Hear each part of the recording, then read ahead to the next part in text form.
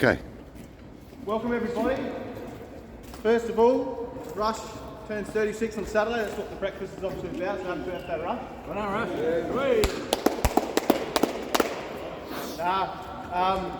Dave Cobbledick, 40 years on the day today. So he started in this business when I was only twinkling my daddy's eye. So a long time ago now. So on that, I'll hand over to you, Richard.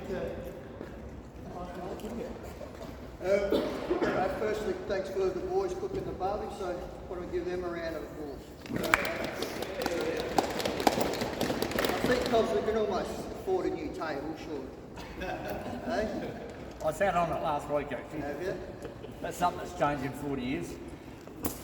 Look, it's good to be out here. I've been out here for a while, obviously, COVID and working from home, and I'm really keen to get back out to all the guys and girls in the event and have a chat about stuff, and obviously EAs, but there's a lot of other stuff going on that I want to chat about. So I'm coming back here on mid-September to attend one of your safety meetings, so keen to have a chat with you all about what's going on in an event and take any of your questions and talk about all the stuff that's going. But today I just want to talk about cops today. But before I do, the safety alert went out yesterday, and it was recognising the efforts of three of the boys from here in terms of attending an incident, a traffic incident. So is Lee and Matt or Reese around? I saw a couple of them. Step forward, boys. I reckon should all give a hand. Who's missing? It's Matty. Matty's missing. Matty. Anyway, so as the safety alert said, I know as ladies you face a lot of times where you face risk and challenges, but attending incidents. I don't know if you were there to do the job or you're just passing by. Sort of read that you're just passing by, were you? Yeah. But to stop, to render assistance and to help out the lady involved, on behalf of everyone in the organisation, well done and thank you. Really appreciate it. Good to see you. Well done.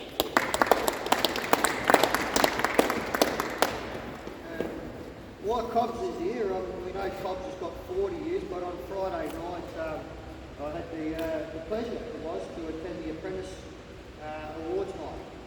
And unfortunately, I believe that Ty's not here. He's pulled up sick, as he must have had a big night on Friday night, so he must have had a bender. But if he was here, I'd call him out to sort of recognise his efforts of being nominated as first year apprentice. The only one from Enovan, and it's not because we've got quality, we've got quantity, but over the next few years we'll certainly be ramping up our apprentice intake. We've already kicked that off, but I would like to sort of, if he was here, but in his absence, to recognise his efforts in being nominated, and all the feedback I've got is a little star. So to Ty, when he gets back, Cobbs, if you could pass that on to him as well, that congratulations to him. Since I haven't been into the boy next to me, got awarded the Enovan HSR Leader of the Year. You probably recognise that, but that means a lot to me. That means a lot to me. Safety and the role of the HSRs within our business. I've been really keen to sort of promote the HSRs within Enovan. I meet with them, with Alison Bussey once a month, with no managers. We just have online chats or we can meet face to face. And that for me is to get a real sense of how we're going from a safety perspective. I don't get into bullshit, how we're going, we operating safely, is there any issues? And to get the HSR, when I started there, it almost seemed like a role that people got, chosen if it wasn't important, or you can do it to the youngest one or the oldest one in the crew. We really devalued the role. I really want to keep working on changing it. But to do that, it takes on all you to support the role, but it also takes to make sure that the leader gives them the time and the support to be able to do it, because if they're not taken seriously or they don't feel valued, then we're never going to achieve it. So to care on being the HSR leader from Enovan, mate, really appreciate it and doing a good job. Come here, Cobbs. He thought he was going to get away with it, I reckon. Look, normally when we do this, one of the what happens is the HR team will give me a printout of all the individual history within the organisation. And I learned a long time ago they can't believe any of the records in HR because they're always wrong. So I was talking about what roles they did and I did that. But I'm going to let you talk about your journey in your cops because it is a good one. But for me personally, and I'd be surprised if there's a person in this room particularly that doesn't support it, I don't think there's a better guy floating around than you. Not so much what you achieve or achieve it, but in terms of the personality that you have, the type of guy that you are, the supportive nature that you bring, and it's just genuine.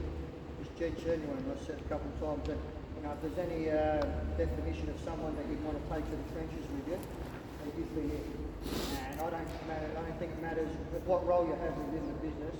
I think consistently, I've never heard a person say a bad thing about you.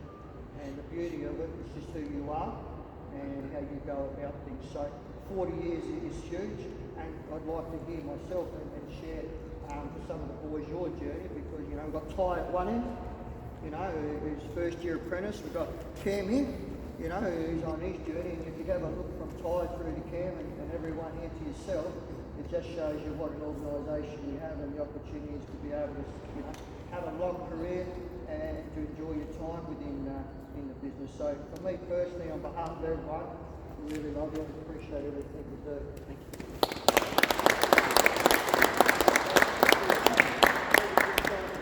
Share a bit of your journey and just a little bit about your time. Well, I reckon Ty and Cam would be a bit worried that they're going to end up looking like me. Okay, so I won't bore you for a long time. So I started in Little Depot, Canalpin, which Nick would know from being at Watertown for a while. Had 4 years there, 4 and a bit years, trainee at the time. And I guess when I started, we built power lines, we talked footy, talked family. Well, I didn't talk a lot of family then. Talk beer and pub nights and whatever, and enjoyed our work. We probably hurt people more in those days. Safety was still pretty good, but it wasn't what it is now. And if I fast forward just for a minute to now, it's pretty much what we still do. The basics are still there. You come and you have a laugh, you have a sledge, build a power line. There's more EWPs now than there were then. There's more procedures than there were back then. But there's some other good things. We don't shovel dirt like we used to. I don't know how many bloody holes we've done for footy. So I had 4 years at Canalpin, and then got an opportunity to go to Gawler. My old senior linesman at Canalpin ended up as a foreman at Gawler. My parents had moved there. He said it was a good place to work, more diverse work to do. So I went there, and I had about 6 or 7 years at Gawler.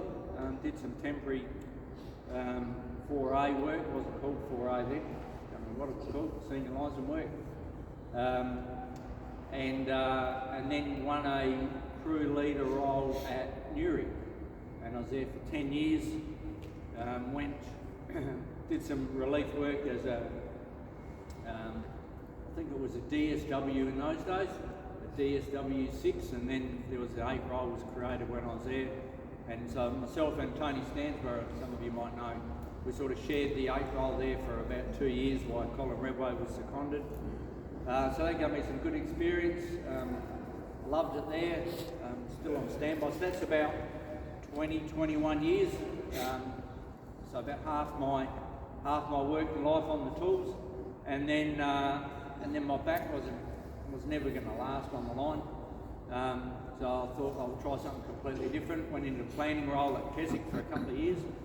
It's probably the role that I've liked the least and struggled to get any satisfaction out of it. And in an office environment, you couldn't fart when you wanted to, and you couldn't swear when you wanted to, like I was used to. And there were females there too.